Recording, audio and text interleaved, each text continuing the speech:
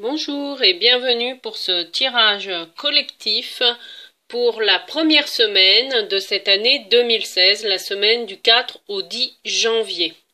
Alors, pour les énergies de cette semaine-là, j'ai la force, la numéro 11, la 2, la papesse et enfin la 8, la justice. Et si on fait la somme 11 plus 2 plus 8, nous obtenons le 21 qui est l'arcane du monde, la 21e arcane du tarot. Alors, qu'est-ce que nous racontent ces énergies pour cette première semaine de janvier?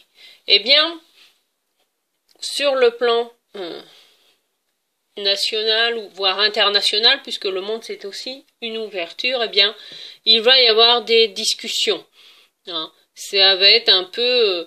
on nous encourage, en tout cas au niveau de la France, à être, voyez, déterminés, tout en négociant ou renégociant peut-être certains accords, mais en tout cas en maintenant une ligne de conduite qui va être entérinée, voire statuée aussi officiellement. On maintient une ligne de conduite en termes peut-être de politique extérieure, voire internationale.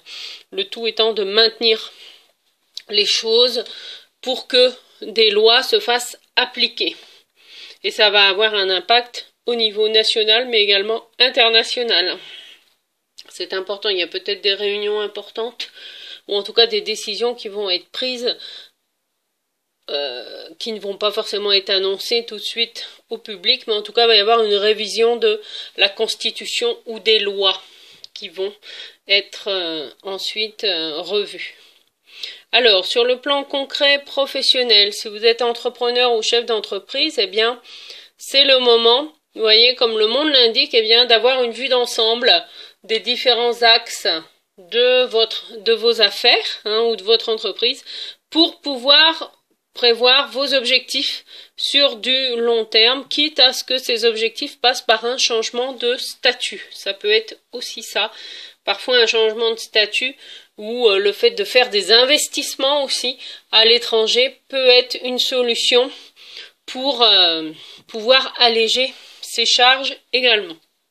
Sur le plan professionnel pour les personnes salariées ou en recherche d'emploi, eh bien, maintenez en fait, pour ceux qui sont salariés, voilà, maintenez la cohésion d'équipe, travaillez ensemble sur des projets, quitte à peut-être faire des formations, proposer des formations, des coachings d'équipe qui peuvent aider aussi à débloquer certains non-dits. Donc osez poser les bonnes questions. Et si vous êtes à la recherche d'un emploi, eh bien, écrivez tout simplement quel est votre emploi de rêve, qu'est-ce que vous recherchez et mettez-vous en action pour aller vers ça. C'est comme ça que vous connaîtrez le succès. Alors, sur le plan personnel, eh bien, sur le plan personnel, familial, eh bien, la force nous invite à se montrer déterminés à poser des jalons, peut-être à rediscuter des nouvelles règles de vie, en tout cas ou au niveau de la maison, du foyer. C'est important de revisiter tout ça pour que chacun se retrouve et trouve sa place et son unicité dans la maison, dans le foyer. Ça peut être aussi l'acceptation d'un contrat, l'acceptation d'un mouvement, ou d'un déménagement aussi pour la famille. Et si vous êtes célibataire, c'est une invitation à aller dans le monde, ne pas rester tout seul chez vous, mais à oser aller, peut-être, ne serait-ce qu'à des célébrations de vœux, voilà, eh bien, osez y aller, et peut-être que ces célébrations de vœux, ces cérémonies seront l'occasion de rencontrer des personnes et de créer, en tout cas dans un premier temps, des relations amicales.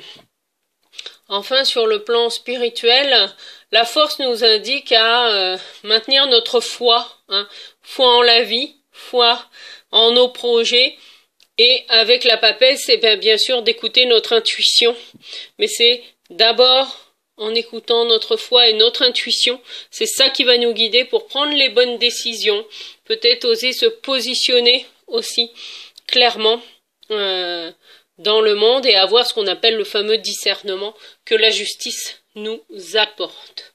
Voilà, en tout cas, une belle énergie de réunification pour cette première semaine de l'année 2016 que je vous souhaite merveilleuse. Je vous dis à très bientôt. Au revoir.